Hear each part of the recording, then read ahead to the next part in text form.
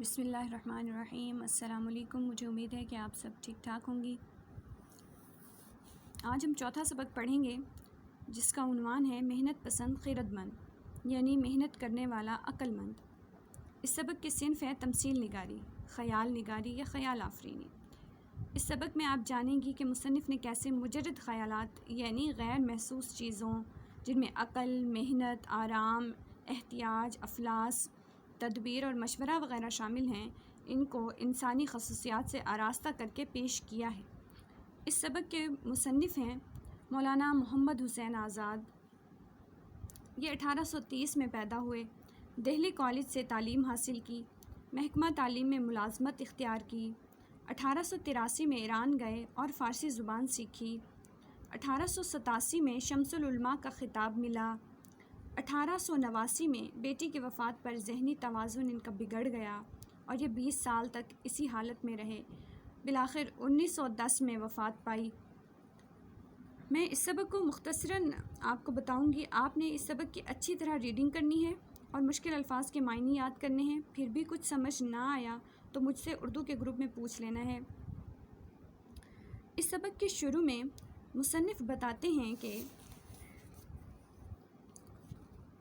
ماضی اور حال پر گہری نگاہ رکھنے والے بتاتے ہیں کہ جب زمانے کے پیرہن پر گناہ کا داغ نہ لگا تھا اور دنیا کا دامن برائی کے غبار سے پاک تھا، یعنی جب دنیا میں برائی عام نہیں تھی تو تمام اولاد آدم مسرت عام اور بے فکری مدام کے عالم میں زندگی بسر کرتے تھے، یعنی تمام لوگ ہنسی خوشی رہتے تھے، ہمیشہ وقت صبح کا اور سدا موسم بہار کا رہتا تھا، یعنی امن و سکون سے رہتے تھے، آب و ہوا قدرتی غذائیں تیار کر کے زمین کے دسترخوان پر چن دیتی تھی، یعنی آب و ہوا بھی خالص تھی اور غذائیں بھی خالص تھیں، جسمانی طاقت اور ہاضمہ کی قوت ایک دوسرے کے ساتھی تھیں، بھوک نے ان کی اپنی ہی زبان میں ذائقہ پیدا کیا، یعنی ان کو سادہ چیزوں میں بھی ذائقہ محسوس ہوتا تھا۔ پھر ایک وقت ایسا آیا کہ عجیب سی مہک پوری دنیا میں پھیل گئی اور اس کی بو اتنی تیز تھی جس کا اثر یہ ہوا کہ لوگوں کی طبیعتیں بدل گئیں، یعنی ان کے رویے بدل گئے، ہر ایک کے دل میں خود غرضی آن پیدا ہوئی کہ جو سامان عیش و آرام کسی اور کے پاس ہے وہ میرے پاس کیوں نہیں ہے۔ اس وجہ سے اس جنت میں فریب کے جاسوس یعنی دھوکہ بازی اور سینہ زوری کے شیاطین آ کر چالاکیاں دکھانے لگے۔ پھر چند روز بعد ان کی ذریات یعنی غارت یعنی کہ تباہی اور لوٹ مار کرنے والے ڈاکو آ گئے۔ اس بدنیتی کی سزا یہ ہوئی کہ بھوک اور ضرورت نے بزرگانہ لباس پہنا اور پیرزادے بن کر آ گئے، یعنی بھوک اور افلاس پیدا ہو گئی۔ لوگوں نے خسرو آرام کی اطاعت چھوڑ کر احتیاج اور افلاس کی طرف رخ کر لیا، یعنی لوگ بھوک میں مبتلا ہونے لگے۔ چنانچہ سب لوگ ان کے مرید اور معتقد ہو گئے، حالات نے کروٹ بدلی، سال میں 4 موسم ہو گئے، ملک فراخ کا رنگ بدل گیا، یعنی کہ ملک کے حالات بدلنے لگے، زمین بنجر ہو گئی، میوے کم ہونے لگے، کبھی کبھی قحط کا ٹڈی دل آ پہنچتا۔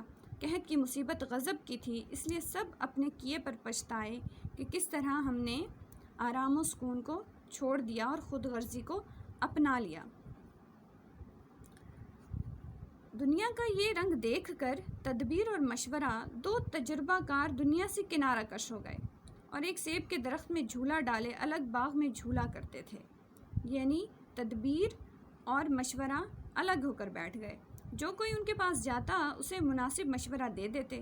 انہوں نے لوگوں سے کہا کہ خسرو آرام ایک فرشتہ صفت بادشاہ تھا، تم نے اس کا حق شکر ادا نہ کیا، اس آفت کو اپنے ہاتھوں لیا، یہ افلاس بری بلا ہے، انسان کو بے بس کر دیتی ہے، دیکھو اس نے ملک فراخ کو کیسے تباہ کر دیا، یعنی آرام و سکون والے ملک کو کس طرح سے تباہ و برباد کر دیا ہے، اب اس سے نکلنے کی کوئی صورت نظر نہیں آتی۔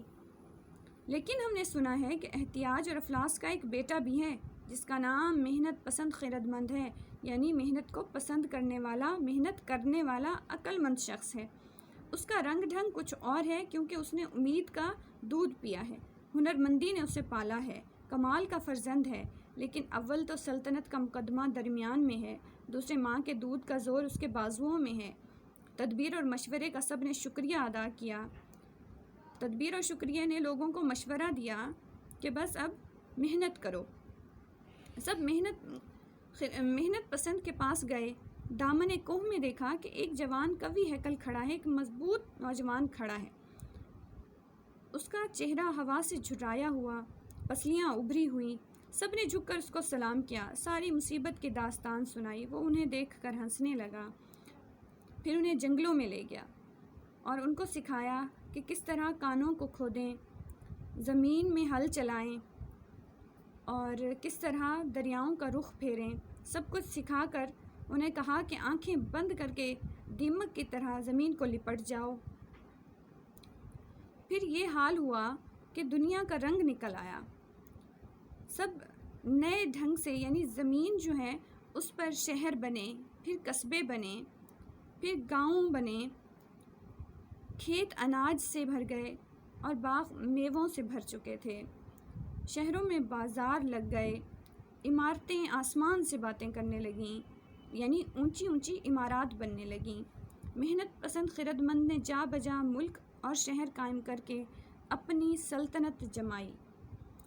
اب آپ نے اس سبق کو تفصیل سے پڑھنا ہے، اس کے MCQs یاد کرنے ہیں، اس کا خلاصہ اور سیاق و سباق کے حوالے سے تشریح بھی یاد کرنی ہے اور پچھلے 5 مضامین بھی دہرا لینے ہیں۔ اللہ حافظ۔